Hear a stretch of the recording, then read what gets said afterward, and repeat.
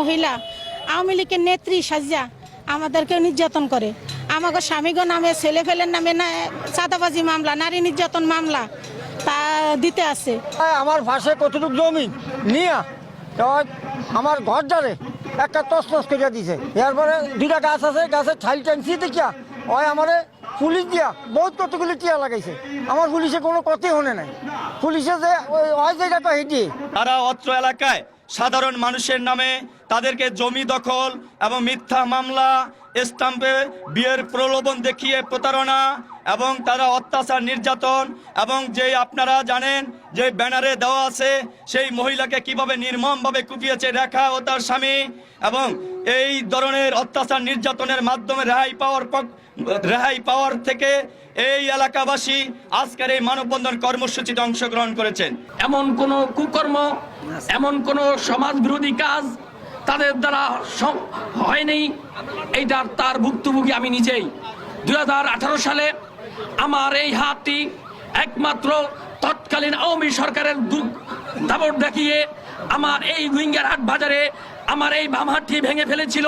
আপনার প্রেস মিডিয়ার মাধ্যমে আমি ঊর্ধ্বতন কর্মকর্তা প্রশাসনের কাছে দাবি জানাচ্ছি, এখনই তাদেরকে এই মুহূর্তে এই সমাজ থেকে বঞ্চিত ঘোষণা করা হোক।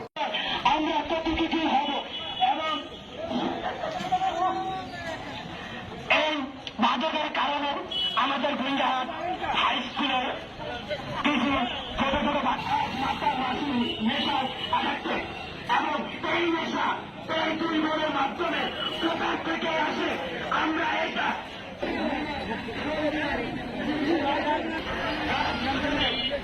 আমরা দেখতে পাই যে সাধারণ জনগণ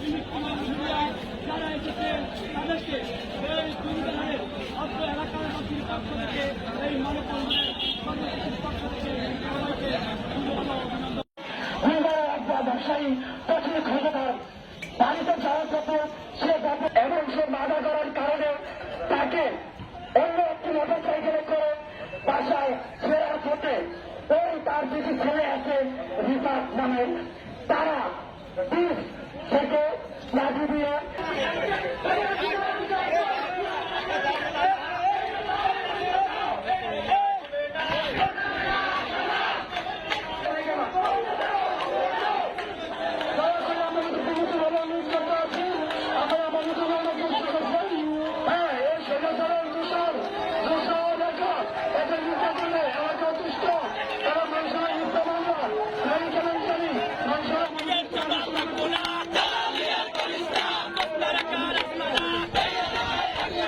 বসুন্ধরা ডায়াপেন্ট এখন আরো উন্নত।